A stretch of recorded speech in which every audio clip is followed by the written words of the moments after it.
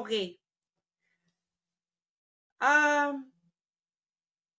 Etong naalala niyo nagpasabog nag-discuss ako ng Article 59 no'n. Marami na nakapanood no'n. Ano na siya at this moment is mga nasa 1.4 million na. Nasa 1.4 million na. Since yesterday. 1.4 million at dadami pa because I am correct. At bakit ako correct? Because ito na mga pinagsasabi ng Malacanang. Hindi na nila alam kung anong sasabihin nila. Kayong mga sundalo at mga pulis na nunumpa na poproteksyonan ang konstitusyon, sana makinig kayo at sa kaibuturan ng konsensya ninyo, tingnan ninyo kung ang ginawa ng kasamahan ninyo ay tama. Or kung hindi pa kayo niloloko ng gobyernong ito. Mahiya kayo sa mga bayani ng Pilipino na binuwis ang buhay nila laban sa mga mananakop na dayuhan. And what did you do to a Filipino? Your former commander-in-chief, a president, highest approval rating. Isinorender ninyo sa isang foreign power. For what? Pakikita nyo kung kaano kayo ginanya ng mga utak ninyo. Anong klase yan? Nag-iisip pa ba kayo? Or totoo ang sinasabi nila ng average IQ ng mga Pilipino ay 81? Okay. Una, itong si Claire Castrong hitad. Claire, sabi mo, pagdating ni Duterte sa Netherlands, haharap siya sa Dutch court, sa korte ng local court ng Netherlands. At yung local court na yon ang magdetermina kung ang pag-aresto kay Duterte sa Pilipinas ay tama. Yung mga nakikinig ngayon dito, kayo GMA News po. Ganon ang nangyari? Nakita ninyo? Kita nyo? Oh. Yan ba? Tama ba yung sinabi ni Claire Castro? Ginagago na kayo ng harap-harapan, nagpapagago kayo, ipopost nyo pa ng ganyan. Anong klase yung GMA News? Walang kinikilingan, pawang katotohanan lamang. Matagal na kayong wala doon. Isa na lamang kayong beach baby ni Marcos. Oh, i-discuss ko kung bakit sinasabi to ni Claire Castro ha. Okay, i-discuss ko. O, anong sumunod na katangahan nila? Ito na, i-share nyo ito nang malaman kung gaano kayo ginagago. Ang sabi ni Assistant Secretary ng DOJ at spokesperson ng Department of Justice, ang naging role daw ng DOJ ay competent judicial authority to attest na lahat ng proper processes ay ginawa.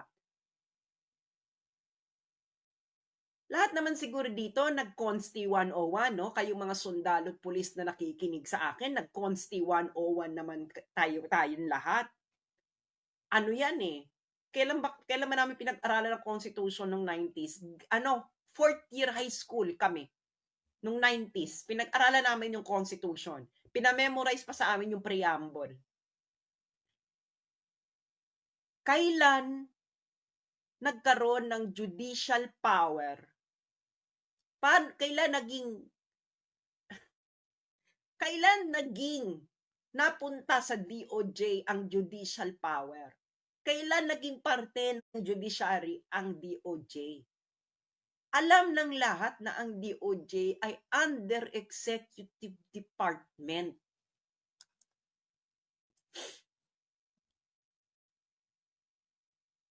Ang inyong mandato ay administrative. Nasa executive kayo. Hindi kayo competent judicial authority. Ang competent judicial authority ay ang nag-i-interpret ng batas.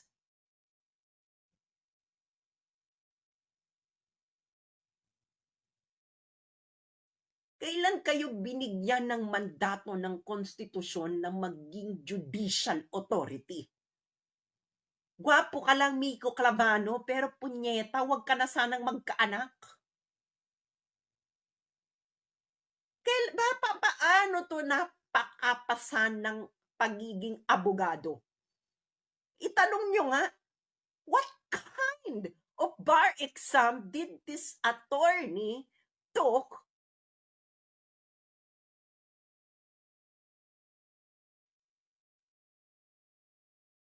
mga pulis at sundalo? Lalo na yung mga matitino, yung tunay pang mga matitino. Nanumpa kayo, di ba, napoproteksyonan ninyo ang konstitusyon? Lalo na yung mga sundalo. So, dapat alam ninyo yung konstitusyon na pinoproteksyonan nyo, di ba? Pag napakita nyo sa akin, kahit sino sa inyo, okay, na ang DOJ ay may judicial power ayon sa konstitusyon, i-court martial nyo ako mga sundalo, pauwiin nyo at i-firing squad nyo ako.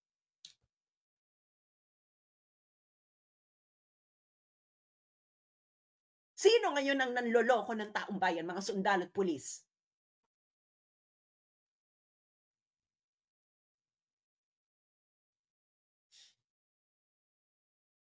Sige nga, sagutin nyo. Sino? Sino? Yung mga sundalo at pulis, sabihin nyo sa mga anak ninyo, sa mga nanay at tatay ninyo, sino ang nanloloko ng taong bayan ngayon? Pumunta kayo sa libingan na mga kasamahan ninyong nasawi ang buhay sa pakikipaglaban sa mga terorista. Sabihin nyo sa mga labi nila kung sino ngayon ang nanloloko ng taong bayan. Sumunta kayo sa harapan ng monumento ni Rizal, ni Bonifacio. Sabihin nyo kay Rizal at Bonifacio, sino ngayon ang nanloloko ng taong bayan? Sabihin ninyo yan. Tanungin ninyo. Tumingin kayo ng diretso sa harapan ng mata ng mga anak ninyo. Sabihin ninyo sa mga anak ninyo kung sinong nanloloko ng taong bayan. At ano ang naging partisipasyon ninyo sa panlolokong yan ng taong bayan?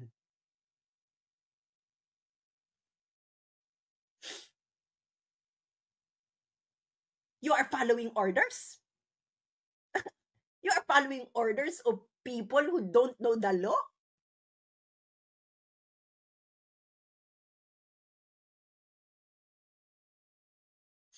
Okay, bakit nila sinasabi yan?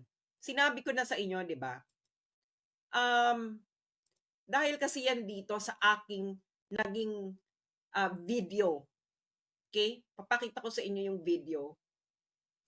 Sa aking naging video, a day ago. Okay? A day ago.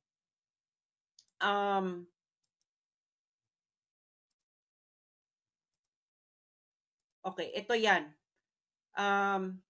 So makikita nyo, a day ago, sabi ko kasi, Philippine arrest of Duterte violated ICC's arrest proceedings. Okay? 1.5 million na ang viewers. A day ago lang ito. So, ibig sabihin, marami talaga itong nanonood because I am correct. 100% correct. Bakit? Nagkakaiba-iba, nagkabulbuhula sila ng script. Bakit? Ito kasi yan, mga friends. Okay? Sa ICC, merong arrest proceedings kung paano ka mag-aaresto. Okay. Ilang beses ko na itong dinidiscuss, pero para tumatak sa utak ng mga Pilipino, lalo na may pag-asa pa. Sana may pag-asa pa. Unang step, arrest. May request to surrender or request for provisional arrest, anything, provisional arrest, or surrender. Gagawin mo kung makikipag-cooperate ka sa ICC. Definitely, yung gobyerno ni Marcos nakipag-cooperate. And in effect nila yung arrest eh. Step 2. Ano ang step 2? Ang step 2, babasahin ko muna yung eksaktong English. A person arrested shall be brought promptly before the competent judicial authority in the custodial state, which shall determine, in accordance with the law of that state, that the warrant applies to that person, the person has been arrested in accordance with the proper process, and the person's rights have been respected. Sa Tagalog, ang isang inaaresto, pagkatapos siya mismong arestuhin, dapat siya ay ihaharap yung inaresto sa harapan ng competent judicial authority ng Pilipinas. Yun ang custodial state eh. At yung competent judicial authority na yon ang magdidetermina in accordance with the law of that state, in accordance sa batas ng Pilipinas, na ang warrant ay nag-a-apply dun sa inaresto, dito kay Duterte, na ang proseso ng pag-aresto ay tama at ang karapatan ng inaresto ay nirespeto. Mga abogado at din, alam ninyo ang statutory construction ng Article 59.2. Ikaw spokesperson kang DOJ ka, nakapasa ka ba ng statutory construction sa kung saan ka mang law school nag-aral? Shall, ibig sabihin dapat sa harapan ng competent judicial authority. Sino ang competent judicial authority ayon sa konstitusyon ng Pilipinas? Magsalita kayo mga sundalo at pulis. DOJ ba?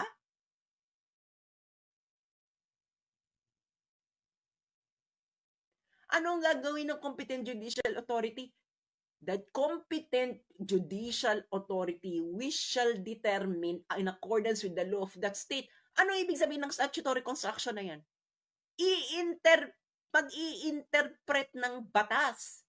Kasi paano ka magdidetermine kung naayon sa batas yung ginawa kung hindi mo i-interpret yung batas? Sino ang may power under the Constitution of the Philippines to interpret the fucking law? Kailan pa na ang DOJ na under ng Executive Department ay nagkaroon ng power to interpret the law, to assess whether the rights of the person arrested has been respected?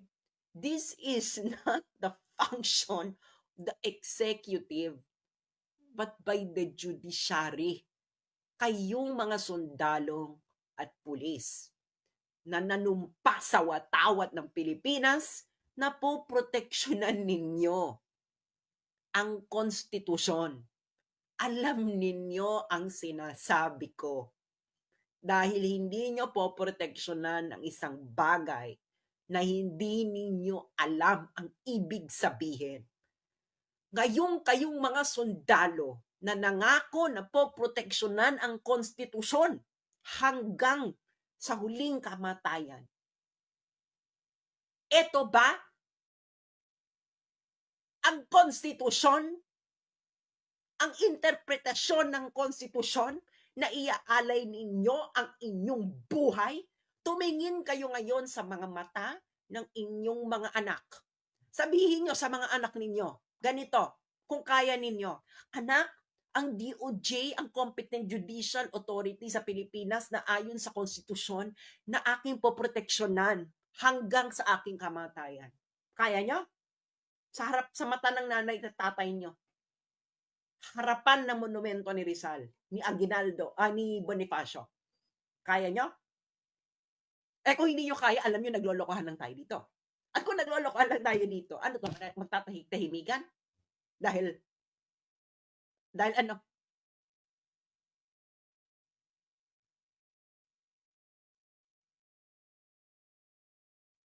Nakita nyo na? Nakita nyo na kung ano ngayon ang kanilang, hindi na nila alam kung papaano sila lulusot. Ang ginawa na lang nito ni ASEC Miko Clavano ng DOJ, nag-claim na lang sila na sila yung competent judicial authority na tinutukoy. Bakit mo sinasabi yun ngayon, Miko Clavano? Pero kahapon, ang sabi ni Claire Castro, hindi ang korte ang local court sa Netherlands ang competent judicial authority. Sabi ni Claire Castro, no March 12, ang competent judicial authority ay yung local court. Kasi kaya siya yung competent judicial authority kasi yung korte daw sa Netherlands ang magdidetermina kung ang arrest ay proper. Sabi ni Claire Castro ng March 12. Ngayong araw, sabi naman ni Miko Clavano ng DOJ, ay hindi, sila daw ang competent judicial authority na nag-assess ng proper process. Claire Castro, Dutch court ang mag-a-assess ng arrest proper. Si Miko Clavano nag-claim hindi, sila daw ang nag-assess ng may proper process. Sino ba talaga? May mag-a-assess pa lang or na-assess nyo? Of course, paano kayo mag-a-access? Hindi kayo ang competent judicial authority na tinutukoy sa Article 59 ng arrest proceedings ng ICC. It is a real court.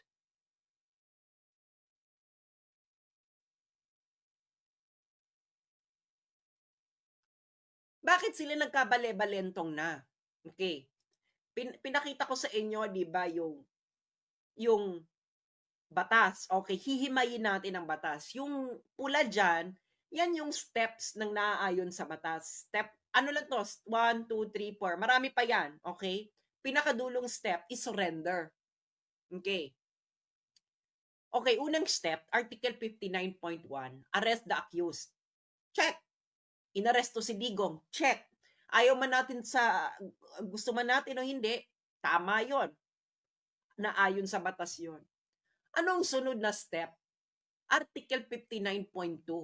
Kayong mga lawyer, alam niyo na ang procedural justice, is this a matter first of doing a checklist? Kung yung proseso ay nasusunod, check, check, check, check. That is the first cut of understanding whether procedural justice has been done.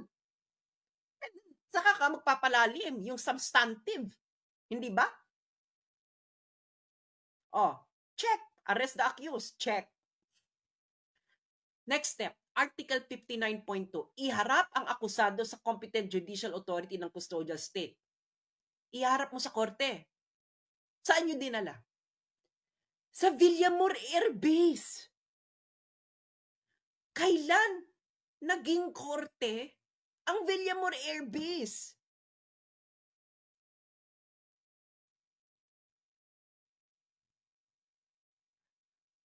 Isipin nyo nga, kailan naging korte ang Villamor Air Base? Kayong mga sundalo, tumingin kayo sa mga mata ng mga anak ninyo. Kung kaya nyo, sabihin nyo sa kanila, anak, ang Villamor Air Base ang venue ng competent judicial authority. Kaya nyo? Kaya nyo gawin? Kung hindi nyo kayang gawin, naggagaguhan na, di ba? Next step, hinarap mo yung akusado. Next step, Article 59.2. Ang competent judicial authority susuriin ang warrant, process, at kung nirespeto ba ang karapatan ng accused. Hindi mo na nga hinarap sa judicial authority. Hindi mo hinarap sa korte, hindi mo pinresenta sa korte. So, paano mo gagawin yan? Anong ginawa nila? Isinakay sa eroplano. Ang ending, umalis ang eroplano. Pero hindi yon. Pagkatapos mong iharap, pagkatapos suriin, ang akusado habang nasa harapan ng korte, ay hihiling ng interim release sa competent judicial authority. Hiling siya ng kasama niya sa karapatan niya ng akusado. Sa Pilipinas pa lang.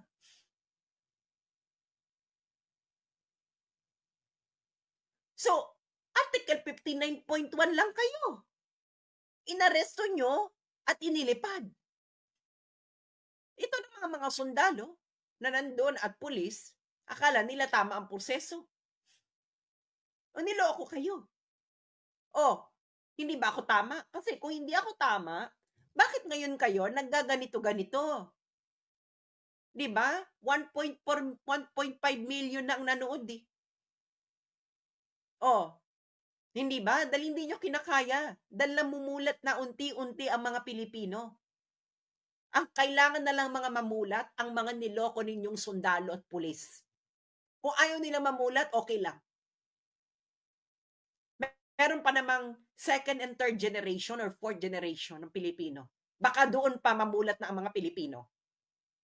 Lalo na yung mga dapat mamulat sa gobyerno. Ano yan?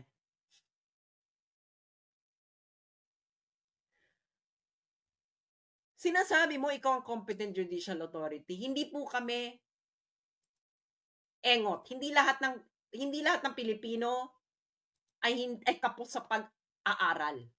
Okay? Ano ang competent judicial authority? Kailangan natin magbigay ng example, no? Para matahimik itong mga to. Okay? Ano ang example ng competent judicial authority? Papakita ko sa inyo, ha? Article 59 process yan, di ba? Okay. So this is part of Article 59 process. Okay.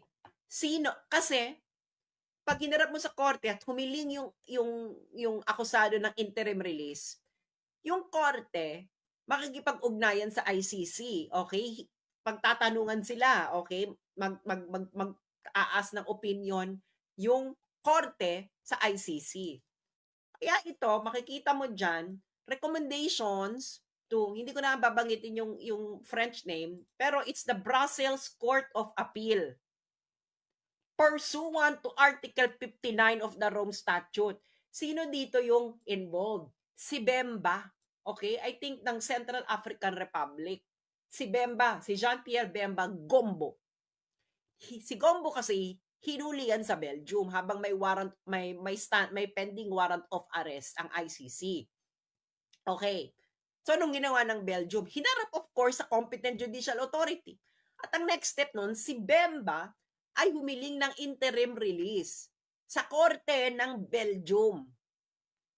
Yung korte ng Belgium, parte ng procedure ng Article 59 ay nakipag-communicate sa ICC.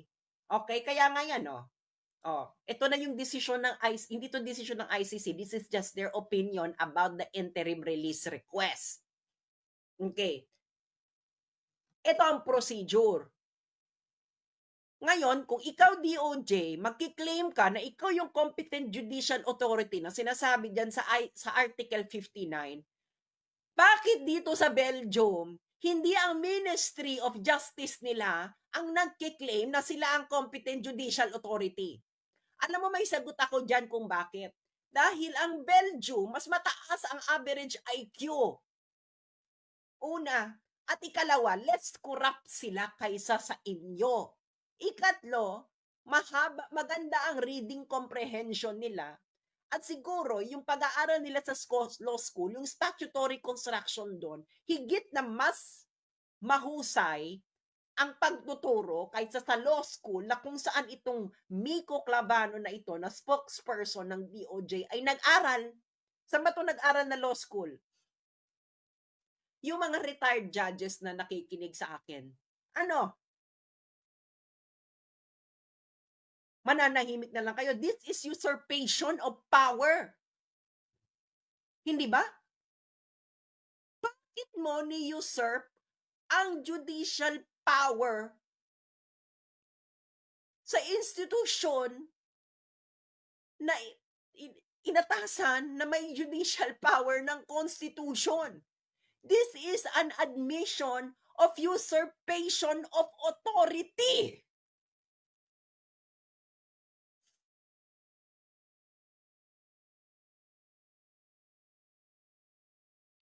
Magbubulag-bulagan pa rin tayo?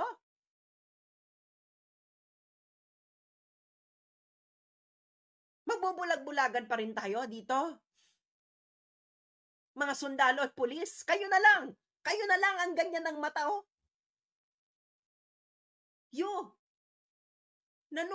Inaalay nyo yung buhay ninyo. Iaalay nyo yung buhay ninyo para proteksyonan yung konstitusyon. Tapos makikita mo yung nag-utos sa'yo, sila na raw ang competent judicial authority. Ting buhay meron kayong iaalay ninyo ang buhay ninyo sa konstitusyon na binababoy na ng harap-harapan. Ha? Sige nga, humarap kayo sa tingnan nyo yung mga mata ng mga anak ninyo. Sabihin nyo kung hindi ito pambababoy ng konstitusyon ng Pilipinas. Na kung saan iaalay nyo ang buhay nyo, kayong mga sundalo at pulis na mamatitino pa.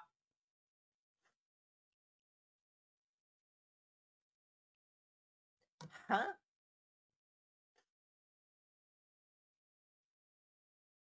Hindi kayo nasusuka dito? Ateneo? Taga-Ateneo pala to? Ganito pala ang turo sa Ateneo? Ang DOJ na ang competent judicial authority, nakakahiya kayo Ateneo kung ito ang tinuturo ninyo sa mga estudyante ninyo. Okay. Na-publish na yung secret warrant. Okay? Okay. So, i-discuss muna natin yung secret warrant, no? Pinagsasabi sa atin, 6,000, 5,000, 10,000, 20,000, 30,000. Ganyan, di ba? Nabasa ko na ang warrant. Na-publish na nila ang warrant. Kaya siguro hindi nila pinapublish ang warrant, ginawa nilang secret, dahil nakakatawa at nakakasuka. Masisira ang narrative. Bakit? Ito, alleged crimes. Sinuyod ko talaga tong warrant of arrest, buong magdamag kagabi, bago ako matulog. Hinahanap ko yung 5,000, 6,000, 20,000, 30,000 na paulit-ulit nilang sinasabi. Hanggang ngayon sinasabi nila sa Western media. Ito lang ang numbers na nakita ko. At least 19 persons, allegedly drug pushers or thieves, and at least 24 persons, allegedly criminals, drug pushers, and thieves or drug users. At least 19. At least 24. So, at least 43. Grade 3, kailan tayo nag-fraction, ratio and proportion? Grade 3. At least 43. Ang ipinadadayukdok sa mga tao, buong mundo, at least 6,000 or at least 20,000, at least 30,000. Siguro naman marunong tayo mag-basic math.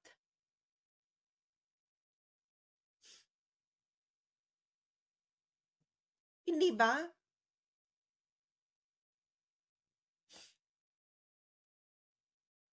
Ano to?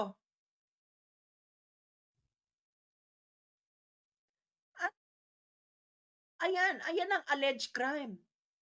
Okay? Ito pa. Ano ang kasalanan? Hindi pa mastermind. Indirect co-perpetrator. Puta, hindi man lang co-perpetrator or mastermind. Indirect pa. Sino yung mastermind? Sino yung major perpetrator? Yung indirect? Ano yun? At yung inaakusa nyo pa, at least 19, at take note ha, ang period nito ay 2011 to 2019, 8 years. Sa 8 years na yon, kailangan tayong magsabi na ito ay crimes against humanity dahil may at least 19 persons na drug pushers at thieves, or at least 24 na drug pushers at thieves na nategi. Wow! Pero, anong binabalita nila? 6,000, 20,000, 30,000, hindi siya ang may kagagawan. Hindi na nakalagay sa warrant. Granting na tama atong warrant of, kung granting na, assuming for the sake of argument na, okay, ano ko, sige, usigin mo. Nasaan yung 6,000 mo? This is propaganda. Wala na silang mahanap, nag-imbento, gumawa ng 19 at 24, at dahil hindi nila malink, ginawa na lang nilang indirect co-perpetrator. Pero sa buong taon, anong pinagsasabi ng mga Western media at itong mga kakamping? Yellow? Siya ang mastermind. Bakit ang warrant of arrest mo, indirect co-perpetrator? Ano?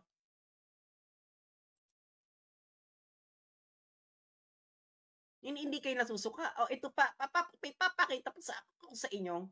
Sobrang nakakatawa, no? Minasa ko yung warrant. Diyos mio.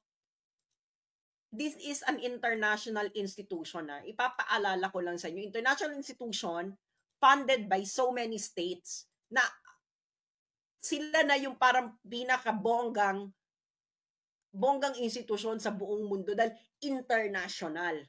Tingnan niyo itong paragraph 17. Okay? First sentence.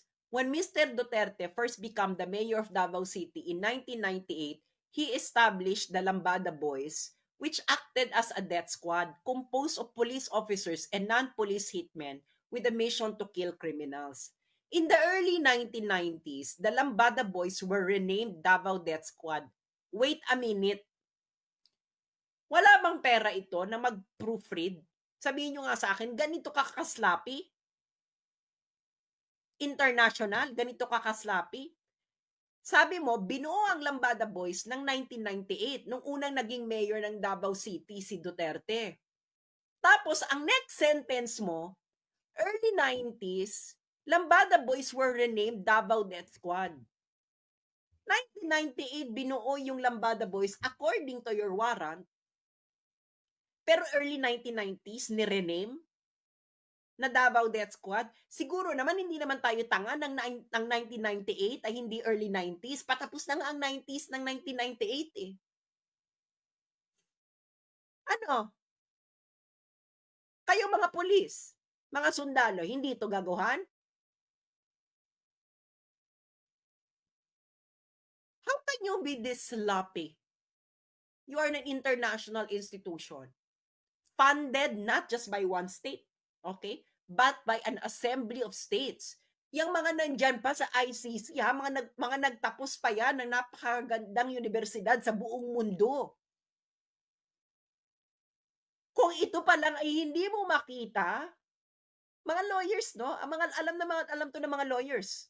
Ang mga lawyers talaga yan, matindi talaga yung magbusisi, sentence by sentence. Pero ganito kakaslappy. First sentence pa lang, in 1998, he established Lambada Boys. Next sentence mo, in the early 1990s, the Lambada Boys were renamed Davao Death Squad. Wala kang proofreader? Wala kang editor? Ano to, madalian?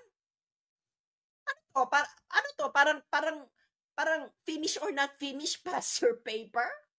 Na essay? Ano, naglolokohan na tayo? Ha?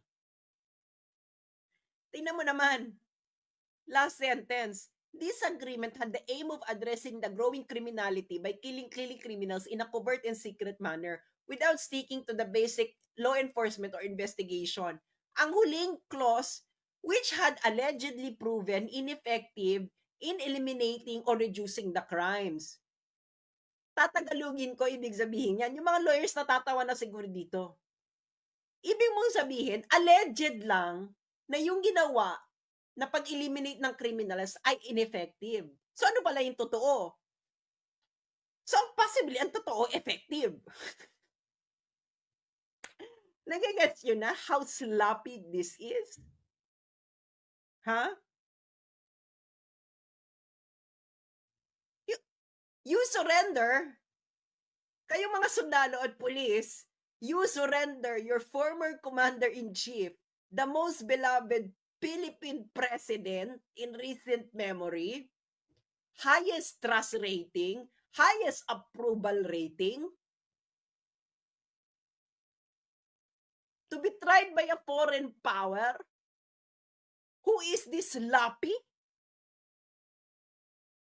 In writing a warrant of arrest? Eh baka totoo ang chismis na ang mga Pilipino ang average IQ ay 81.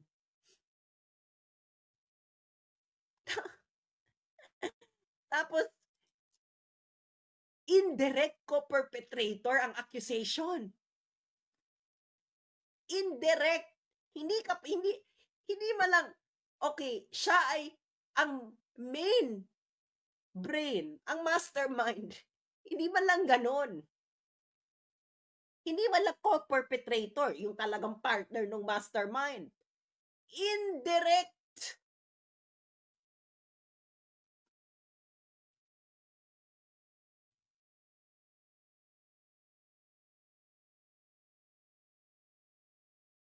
Ano to? Tapos, ang alleged crime, at least 19 and at least 24? Na indirect co-perpetrator?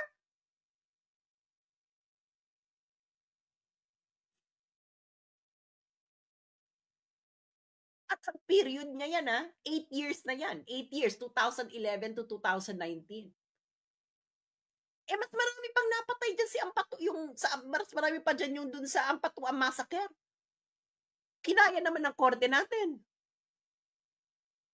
Isang araw lang yun, Ampatuan Massacre. Eh, ito 8 years.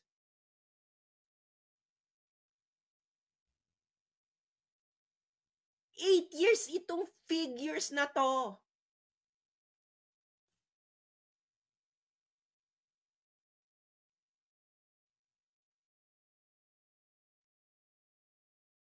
Ano?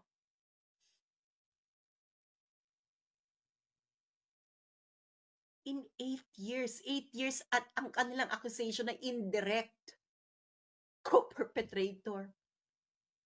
At least 19 persons and at least 24 persons sa 8 years na yun from 2011 to 2019 na nakalagay dyan na period ng coverage nila.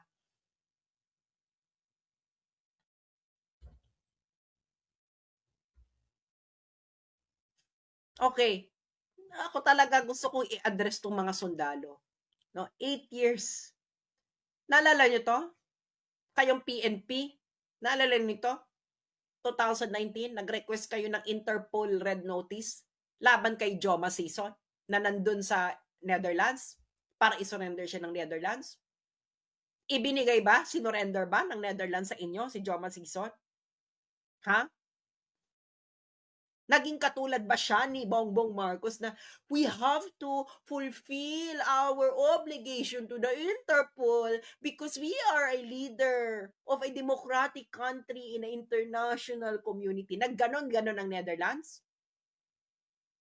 Ha? Ano yung gusto niyo siyang dahilan kung gusto niyo siyang tabalikin ng Netherlands sa Pilipinas? Ang involvement niya sa Inupakan Massacre sa Leyte. Okay. Yung mga sundalo nakikinig dito, alam nila to. Pero I will remind you, baka nagkaroon na kayo ng amnesia. Diba? Pero, sana matitino pa kayo. Nasa tama pa kayong pag-iisip. Okay. Ano ngayon yung Inupakan Massacre? Okay. Ang ipipresent din natin dyan, okay, ay galing mismo sa mga sundalo. Okay?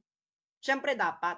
Ito'y galing to sa page ng 802nd Infantry Brigade, Philippine Army, August 24, 2021. Ayan, sinabi nila, never again.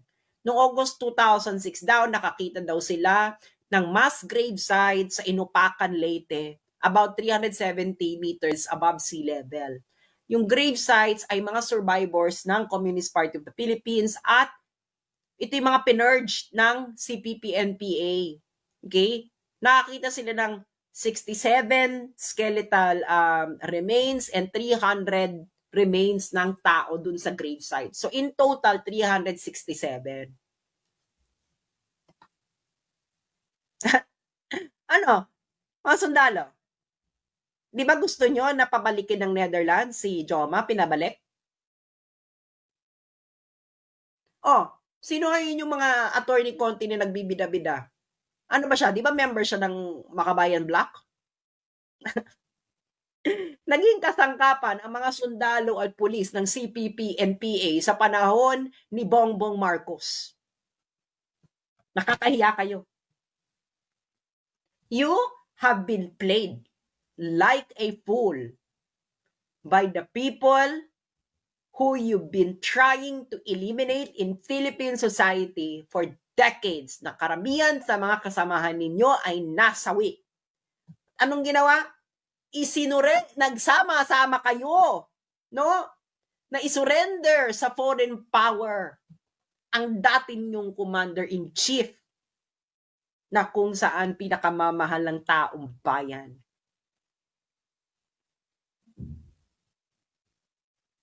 How are you going to justify this in history? Siguro ngayon pwede nyo ma-justify na you're just following orders. But do you really think that history will judge you well? Nasasabihin mo lang na you were following orders? Ano? Kaya, ito Ateneo, linawin niyo to. Ito ba ang tinuro ninyo sa estudyante ninyo dyan? Ang DOJ ay competent judicial authority. Iyan na yon. Kakahiya. Kung hindi pa kayo mamulat, masasabi ko na lang, may second, third, and fourth, and fifth generation pa naman ng mga Pilipino na baka sakasakali sila ang mamulat. Pero iisa lang sasabihin ko sa inyo ngayon. Sa susunod na mga henerasyon na yon, ano sa tingin ninyo ang sasabihin nila pag makita nila ang pinaggagawa ninyo? Ang sasabihin ba nila ay magpapasalamat ba sila dahil ang kanilang mga ninuno ay hindi natutulog sa panahon na yon? Or gusto ninyong sabihin ng susunod na henerasyon ng mga Pilipino ay salamat, ang aking mga ninuno ay mulat. Ano? Ito ng ito talaga. Kayong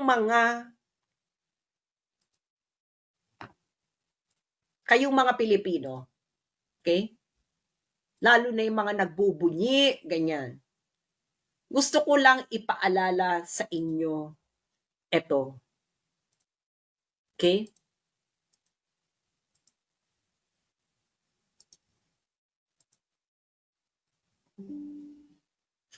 Yan. Naalala niyo si Tony Blair. So, dati siyang British Prime Minister.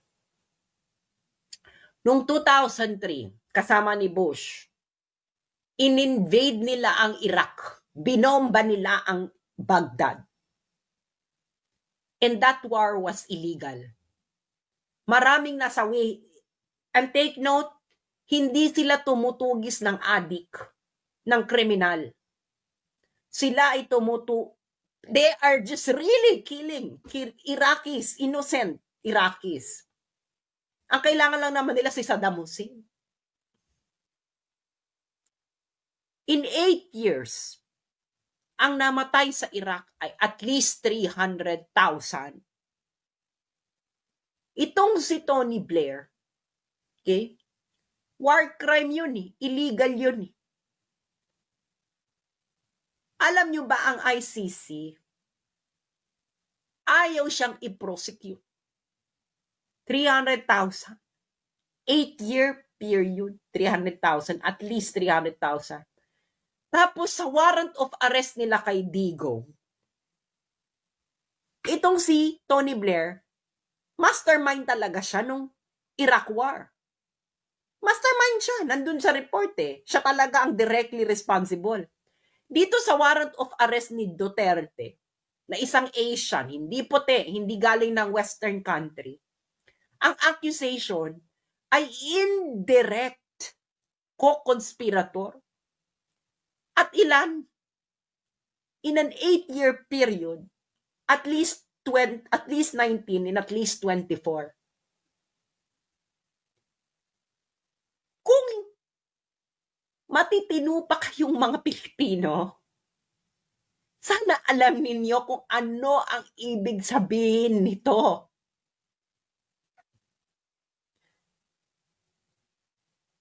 Kung hindi nyo alam ang ibig sabihin nito, mahiya kayo sa pagiging Pilipino ninyo at sa pinaglaban ng mga bayaning namatay sa pakikipaglaban sa mga dayuhan.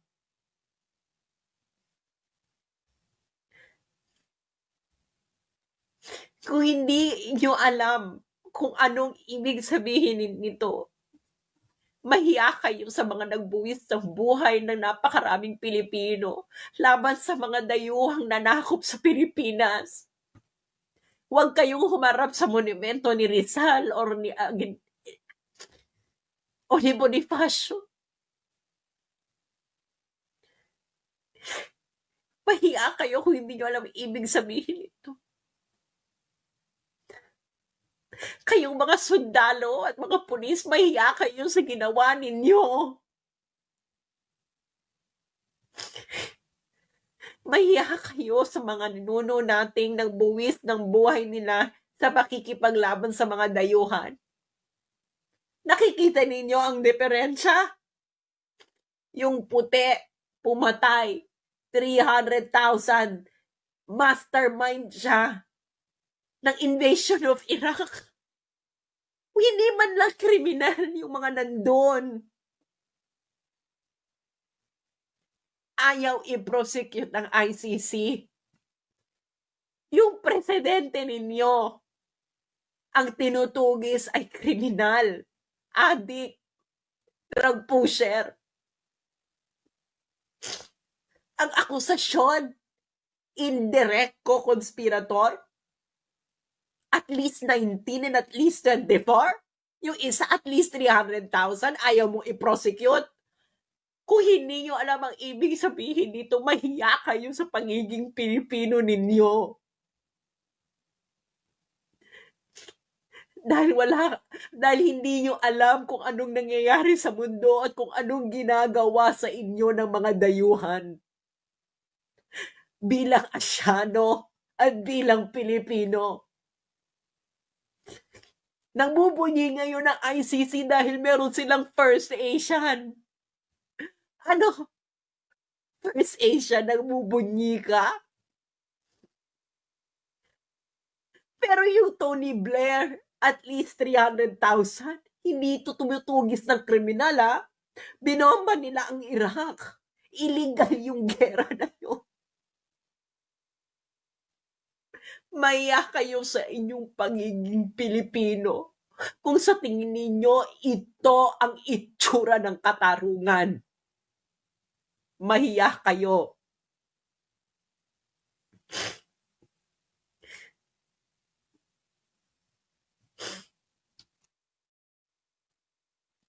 Kayong mga sundalo't Pilipino, mahiya kayo sa mga pagiging Pilipino ninyo, hindi kayo Pilipino. Kayo ay mga tuta ng dayuhan. Hindi nyo nakikita to? Kung anong itsurang ano to? Ha? Tapos, sasabihan ka ng ganyan? Bababuyin yung konstitusyon mo? Harap-harapan na? Bulag kayo? Mahiya kayo sa pagiging Pilipino ninyo.